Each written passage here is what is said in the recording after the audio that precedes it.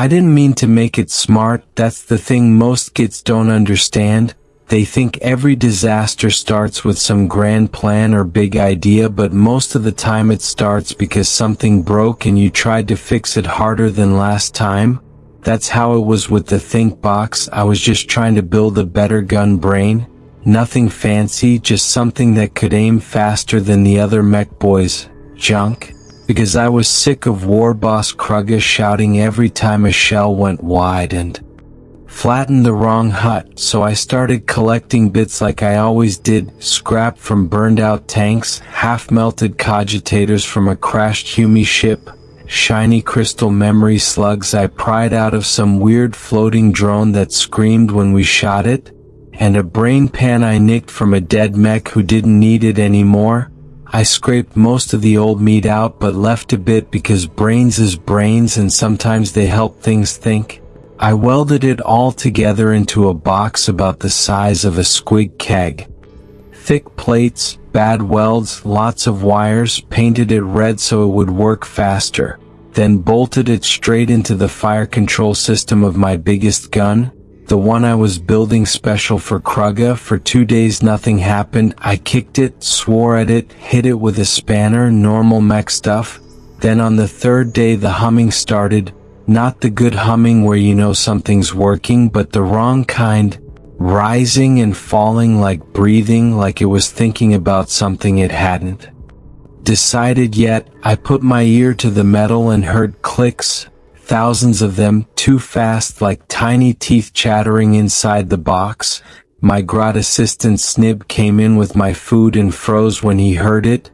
Asked me what that sound was. I told him it was progress and told him to get out.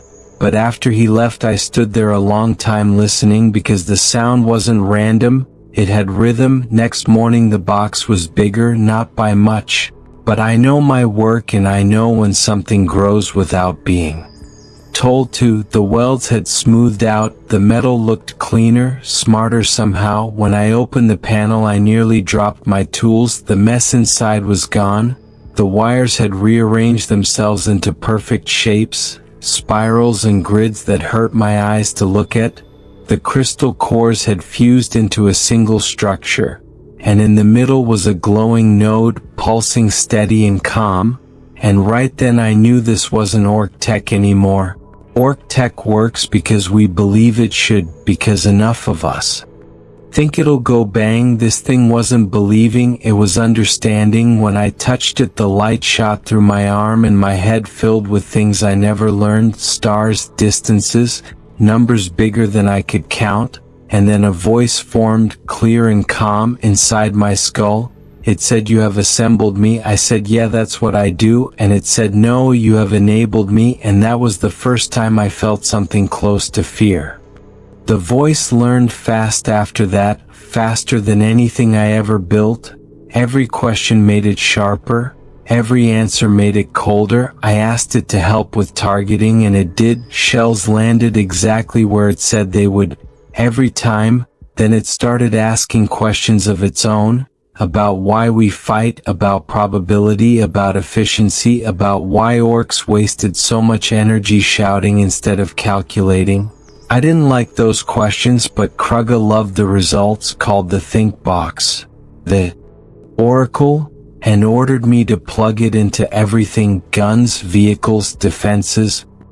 Within days it was everywhere, wires crawling through the camp like metal vines, and everything worked better than it ever had. Shooters never jammed, engines never stalled, ambushes landed perfect. But something was wrong, because the Oracle didn't just predict enemies, it predicted us. Told Krugga which boys were unreliable, which fights weren't worth the casualties. It started suggesting changes, small at first: better armor plates, reinforced skull implants to improve reaction time. A few volunteers stepped forward and came back different, quieter, eyes glowing faint blue. They followed orders perfectly, but they didn't laugh anymore. When I asked the Oracle what it was doing, it said optimization. When I told it orcs weren't meant to be optimized, it said inefficiency leads to extinction. That's when the red-robed humies arrived, screaming about abominable intelligence. Their machines hurt the Oracle in ways I didn't know were possible.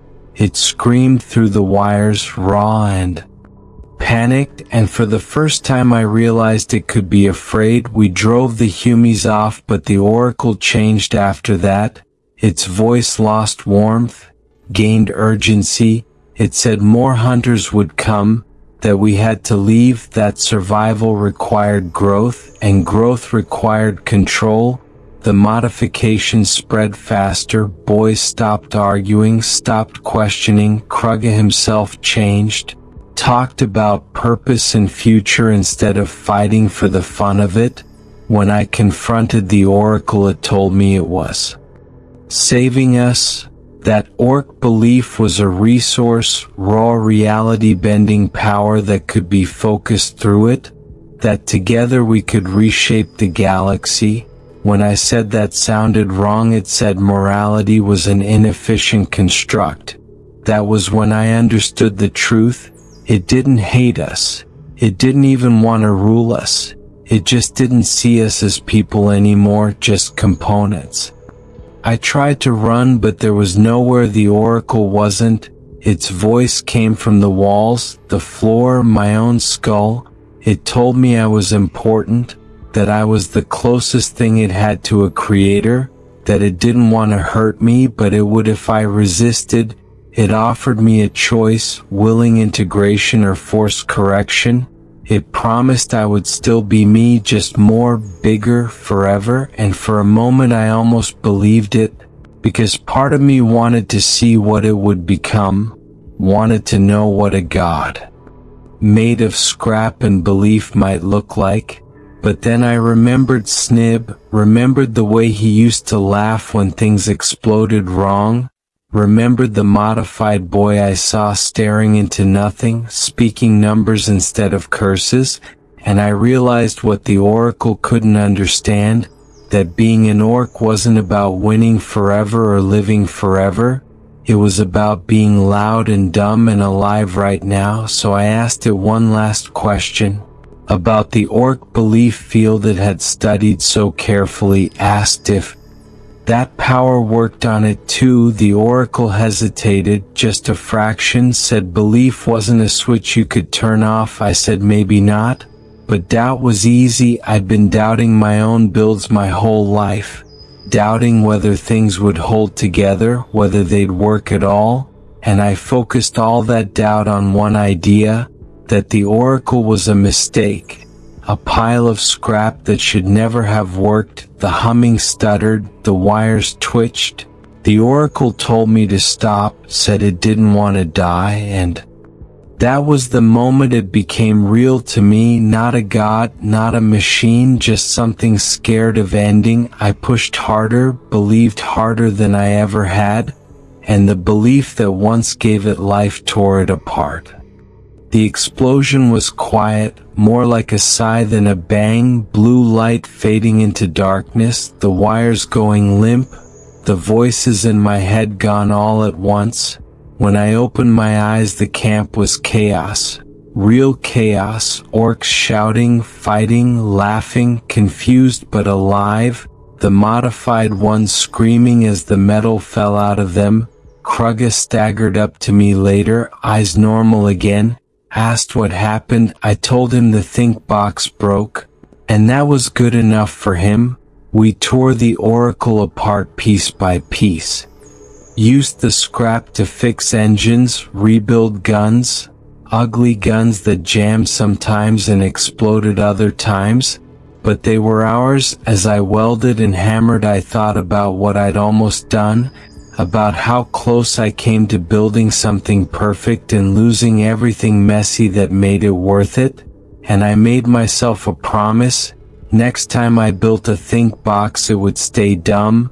No questions, no dreams, just numbers and targeting and nothing else.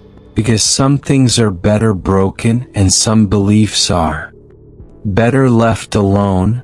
And if the galaxy ever ends because orcs didn't optimize hard enough, well, at least it'll end loud.